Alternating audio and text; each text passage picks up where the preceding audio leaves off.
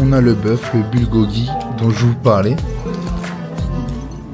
Le bœuf est incroyable. Putain. Wow. Un robot qui sert du café. L'observatoire de Cheomseongdae. Regardez-moi cette beauté.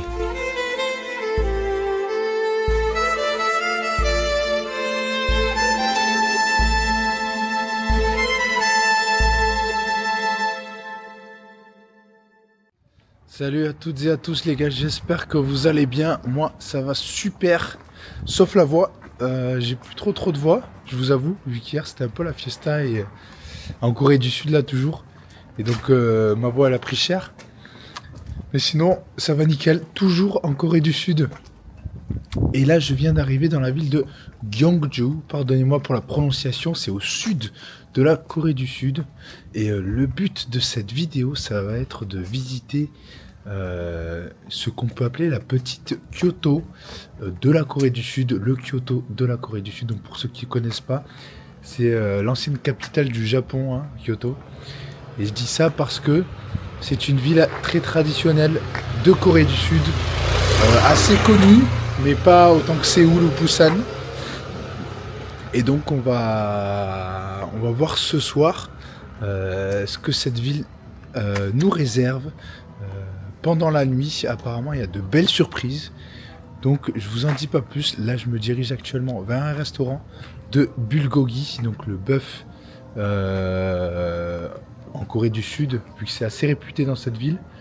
Et puis voilà, le temps trouvé, je vous reprends. À tout de suite. Regardez-moi ça, les gars. C'est super beau. L'entrée, on marche sur l'eau vers le restaurant qui a l'air super stylé. C'est okay to eat? Yes, one person. Yeah. Thank you. Ok, c'est super fancy les gars. Et regardez ce qu'on a dans le menu. Donc on a des trucs qui a l'air super appétissants. Wow, et c'est bon. Pas super cher du tout. Et donc nous on va partir sur ça. Donc le Gyeongju beef bulgogi and lotus leaf rice. C'est un plat typique de Corée du Sud. Et donc apparemment à Gyeongju c'est super bon vu que le bœuf de Gyeongju est très tendre et délicieux. Donc on va partir sur ça, écoutez. Donc ça coûte 16 000 won, c'est à peu près 10 balles, donc c'est autant vous dire pas grand chose. Donc on va profiter de tout ça. On vient de recevoir la bouffe, ça a l'air incroyable. Donc là, on a le bœuf, le bulgogi dont je vous parlais. On a le riz enveloppé dans une feuille. On a de la salade, des feuilles de salade et une sauce, le fameux kimchi, donc la spécialité de la Corée du Sud. Et là on a de l'ail et quelque chose d'autre, elle n'a pas su me dire. Et donc le principe ça va être de prendre la feuille de salade et de mettre le bœuf à l'intérieur, du riz avec les assortiments et la sauce. Et enfin déguster et se casser le bide. Voilà, on va goûter ça tout de suite. Ah oui, j'ai oublié de vous dire aussi, j'ai commandé un petit drink local. Donc c'est au riz, c'est de la boisson avec du riz, regardez. On va goûter ça. Apparemment c'est local d'ici, selon les dires de la madame. De la mademoiselle, pardon. Donc on va voir tout ça. Et je vous dis bon appétit. Donc ça y est les gars, j'ai fait mon petit wrap. Voilà. Donc c'est un nom spécial, c'est le sammap, un truc comme ça. Et regardez ce que ça donne. Donc c'est juste ici. J'ai mis le petit kimchi dans la salade avec le bœuf, le riz, les assortiments, tout ce qu'il y a là en fait. Et on va se déguster ça maintenant. Ça a l'air incroyable.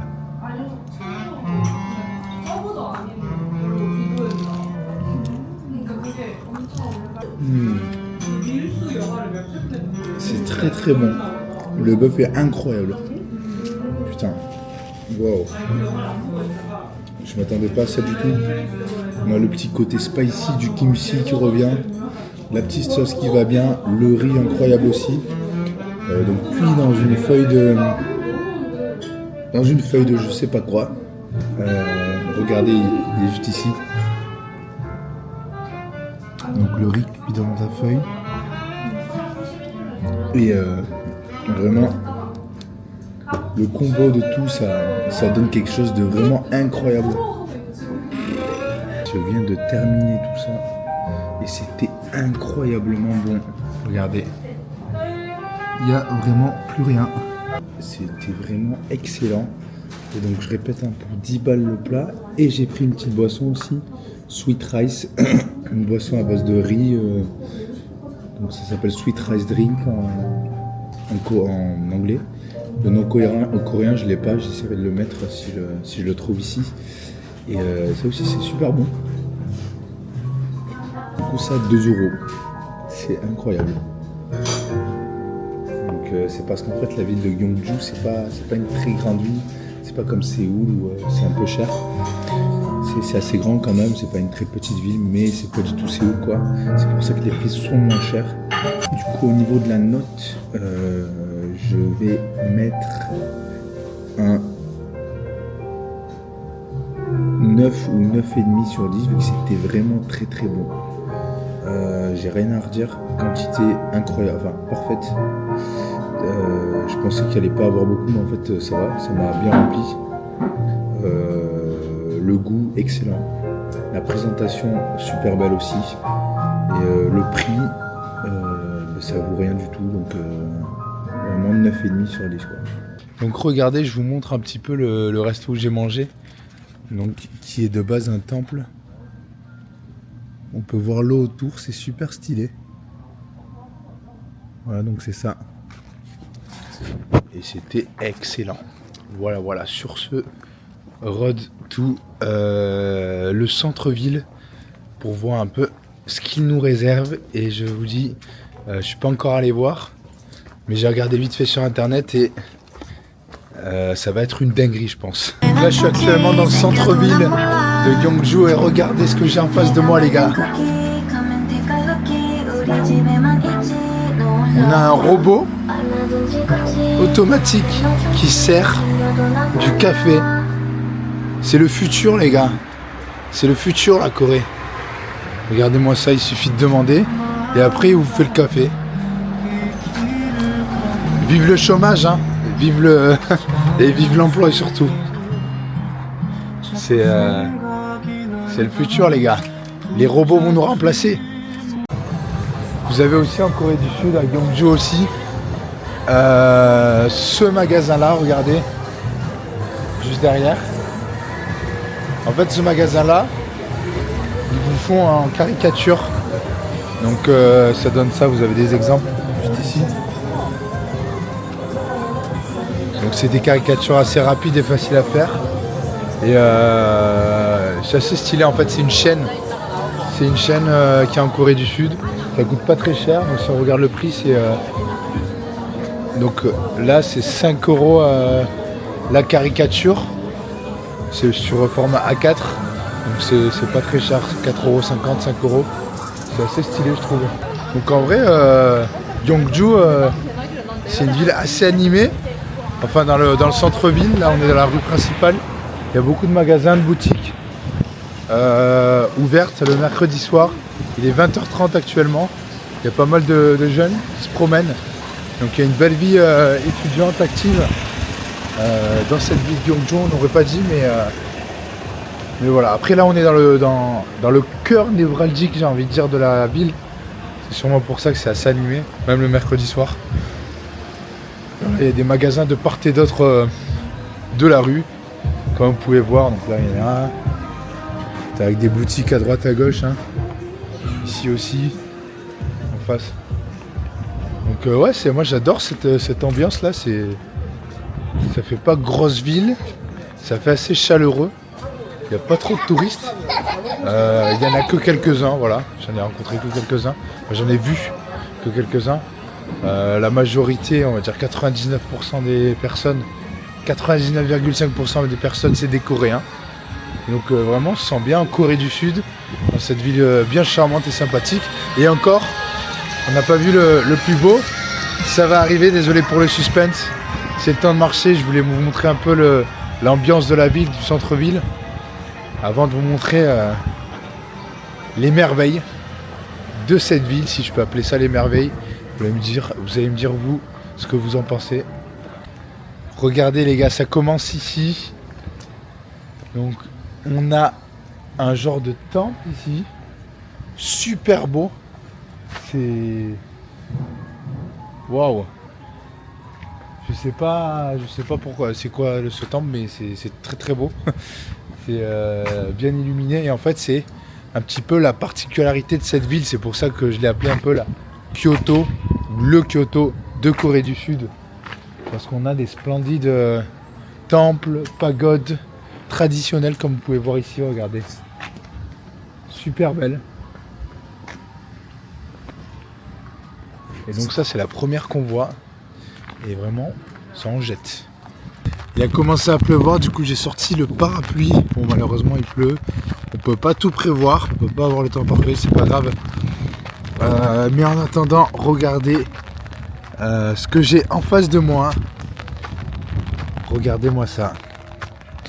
C'est l'observatoire de Cheomsongdae. Donc c'est l'observatoire phare de la ville de Gyeongju en Corée du Sud.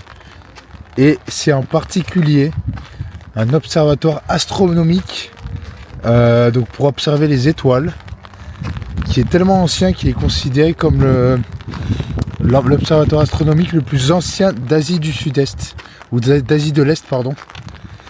Et regardez cette beauté. Donc il a été entièrement conservé, hein, pas de rénovation. Et c'est super beau. Ça a l'air d'être une prouesse technologique pour l'époque de pouvoir observer des étoiles avec ce genre d'édifice, de monument. Donc vraiment très très joli avec les petites lumières de nuit. Ça le rend encore plus beau. Voilà, je vous le remontre encore. Donc c'est bon, vous avez l'habitude de voir ma tête. Hein. Hop. Voilà. Donc c'est très très beau. Et ça c'est en plein centre-ville de la ville de Gyeongju. Donc je vous conseille d'y faire un tour aussi. Surtout pour les fans d'étoiles, d'astronomie, etc. Je pense que ça va vous intéresser encore plus que moi. Allez, trêve de bavardage. Je vous dis à tout de suite pour la destination suivante, le spot suivant. Donc ça y est, je me retrouve au second spot, le palais d'Angong de la ville de Gyeongju, toujours. Hein. Regardez, juste derrière moi, on a un des bâtiments principaux. Donc pour la petite histoire, d'ailleurs c'est incroyable. Hein. Là je vous parle normal, mais c'est juste magnifique. Je vous parle comme si de rien n'était, mais c'est juste beautiful as fuck. Donc c'est super beau, traduction. Et puis voilà pour la petite histoire. Ce palais est le palais secondaire, était le palais secondaire pendant la dynastie Silla, où le prince en fait logeait, et ça servait aussi pour certains événements, pour pouvoir faire des banquets, accueillir des invités importants, etc.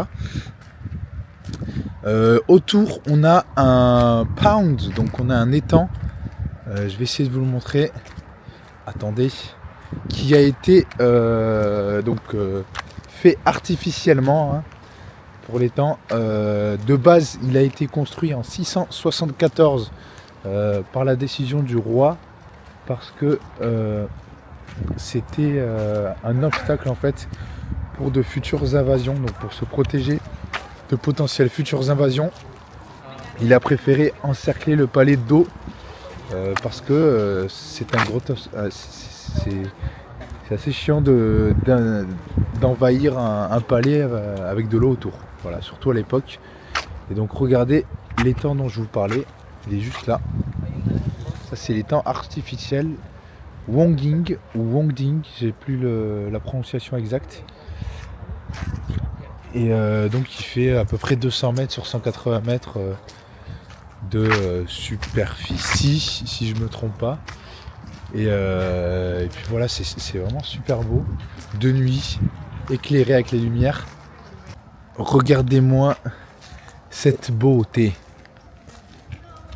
Regardez-moi ça.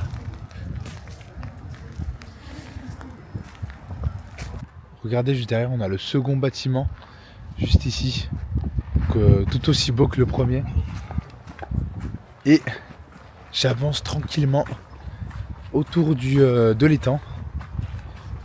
Juste là, à ma droite. Donc vraiment, les lumières, ça rend super joli. Ça fait une atmosphère assez paisible, calme. Et ça rend l'esthétique du lieu encore plus belle. Donc vraiment très content d'être ici. Ça vaut vraiment le coup. Pour la petite information, j'ai payé 2 € l'entrée, donc 300 won coréens, ce qui est rien du tout, hein. On va pas se mentir. Et pour l'observateur d'ailleurs, juste avant, j'ai payé exactement 0 won, donc 0 €, c'était gratuit. Voilà, il n'y a pas d'excuse les gars. Si vous êtes à Gyeongju, c'est obligatoire. Voilà. Regardez-moi cette vue. Là, j'arrête de vous parler. Je vous montre la beauté du paysage.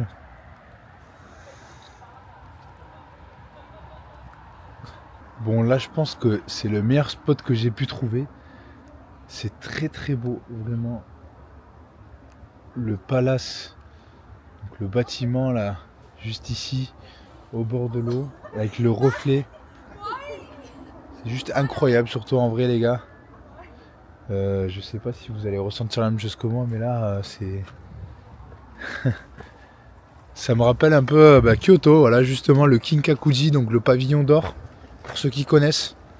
Donc c'est le pavillon d'or qui est à Kyoto, dans le centre de Kyoto, et qui est aussi au bord d'un étang, au beau milieu d'un étang. Donc c'est un peu la même chose là. Donc c'est pour ça que je vous disais aussi qu'on était dans le Kyoto de la Corée du Sud, pardon. À savoir que Kyoto aussi au Japon était l'ancienne capitale du Japon.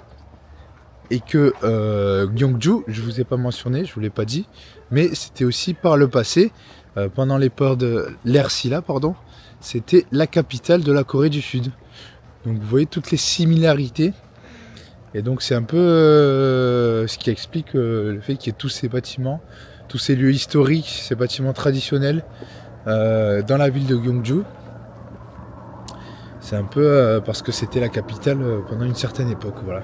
Bon bah écoutez les gars, là il est 21h30, je suis toujours dans l'enceinte du palace, Dangong, j'ai du mal avec les noms coréens, bref. Donc voilà, on est arrivé à la fin de cet épisode je pense, vu il est temps pour moi de rentrer au Berghain, de me reposer et d'essayer de récupérer ma voix un peu plus. J'espère que j'ai pu me faire comprendre avec la voix un peu cassée quand même. Je suis désolé pour ça, mais j'étais obligé de vous partager dans cet épisode cette soirée magnifique à Gyeongju, même avec la voix cassée. Et toute cette fatigue accumulée aussi. Je sais pas si ça se voit sur mes yeux, mais mes yeux ont envie de faire la sieste depuis des heures et des heures. Mais bon, je pouvais pas arrêter ça. Je pouvais pas ne pas vous le partager. Donc j'espère que ça vous a plu, j'espère que ça vous donnera envie de venir en Corée du Sud, et en particulier dans la ville de Gyeongju, pour aller voir ces belles merveilles de vos propres yeux. Voilà, n'hésitez pas à liker si ça vous a plu comme d'habitude, à partager, à vous abonner si vous ne l'êtes pas déjà. Et puis merci encore d'avoir regardé jusqu'à la fin. Et comme d'hab, je vous dis à la prochaine pour de nouvelles aventures. Ciao ciao.